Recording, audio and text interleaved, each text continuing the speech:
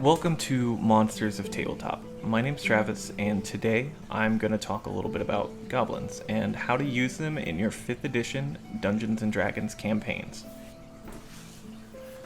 Goblins are weak little creatures, and they know it. So they have adapted vicious tactics as a way to survive and, in some cases, thrive.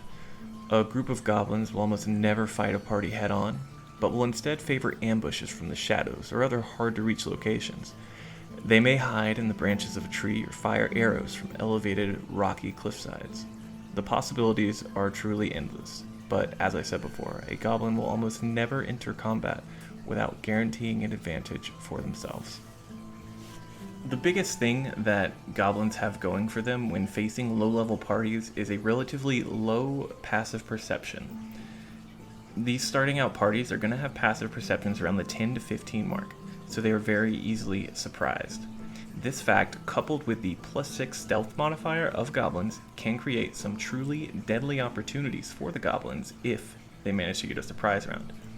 Every goblin that attacks successfully from stealth is going to be at advantage, giving them a higher chance of getting that critical hit for increased damage. Going further, by utilizing the goblin's nimble escape ability, which gives them the power to take the disengage or a hide action as a bonus action on each of their turns, they can use hit and run tactics to put serious pressure on a group of adventurers. While goblins are adept at attacking from the shadows with their short bows, they're at a serious disadvantage in melee combat. Their stat block gives them leather armor and a shield in addition to their weapons, granting them an AC of 15. However, you can't wield a bow and a shield at the same time. So while they may rain down deadly arrow fire from their hiding spots, if they are found and engaged in melee combat, it gets really bad really fast for the goblins. First, they need to drop their bow and ready their melee weapons and their shields if they want to get that AC of 15. Otherwise, their AC will only be 13, making them a much softer target. This is going to eat up most of their turn, and they will likely only get one turn once engaged due to their low average hit points of only 7. With all of these things considered, goblins can be a truly menacing foe for a low-level party.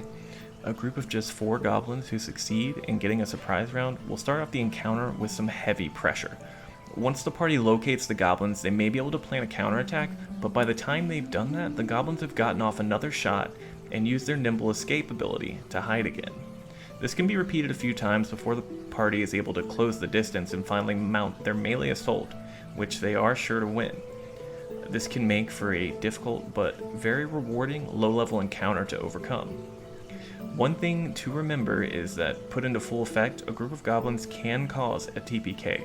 Believe me, I've done it. So as a DM, use discretion, and remember, we aren't the bad guys, we just play them.